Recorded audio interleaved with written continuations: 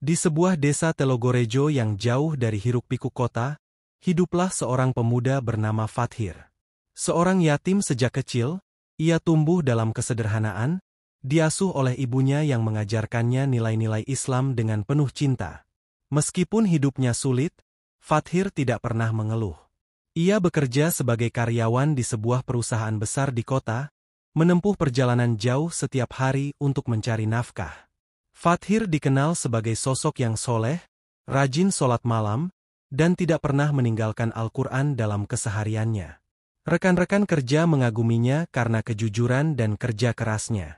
Namun, ada satu hal yang sering menjadi bahan pembicaraan. Fathir masih sendiri, belum menikah. Apa tidak ingin menikah, Tir?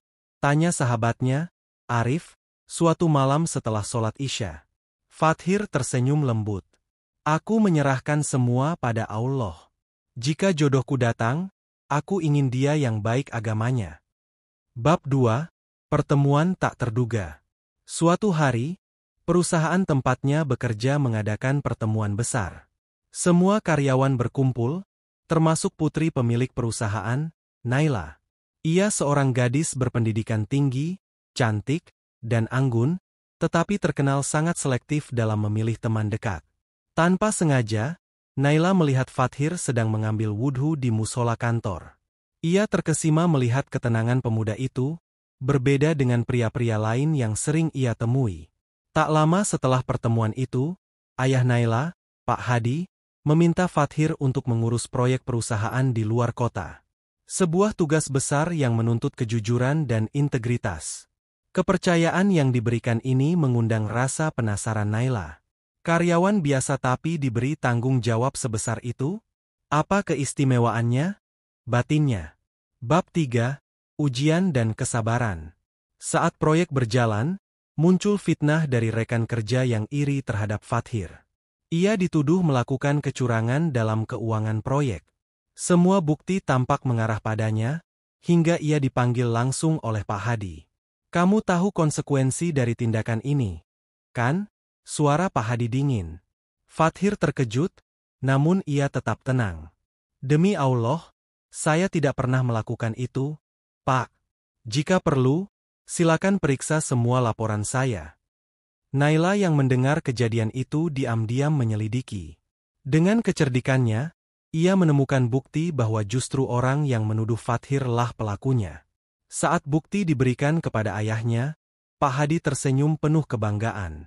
Kau menyelamatkan nama perusahaan ini, Nak, ujarnya. Fathir hanya tersenyum. Saya hanya melakukan apa yang seharusnya.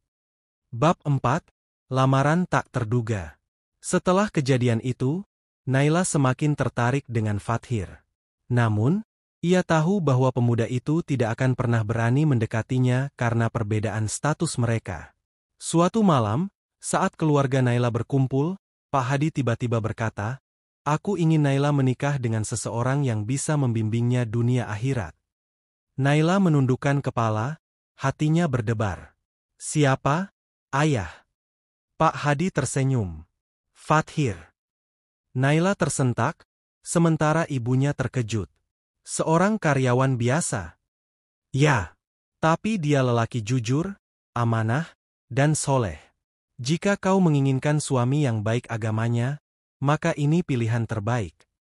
Naila tersenyum haru, ia pun setuju. Bab 5, Akhir Bahagia. Ketika kabar lamaran itu sampai ke Fathir, ia hampir tak percaya. Ia bahkan menangis dalam sujudnya, bersyukur atas takdir yang Allah tetapkan. Tak lama kemudian, mereka menikah dalam suasana yang penuh keberkahan. Naila tidak hanya mendapatkan suami yang membimbingnya dalam agama, tetapi juga pasangan hidup yang tulus mencintainya karena Allah. Sementara itu, Fathir tetaplah Fathir. Statusnya yang kini menjadi menantu pemilik perusahaan tak membuatnya lupa diri. Ia tetap hidup sederhana dan mengutamakan ibadah. Dan di sepertiga malam, ketika dunia terlelap, Fathir dan Naila berdiri bersama dalam doa, memohon keberkahan dalam rumah tangga mereka. Sebab cinta sejati bukanlah tentang harta atau status, tetapi tentang takwa dan keikhlasan.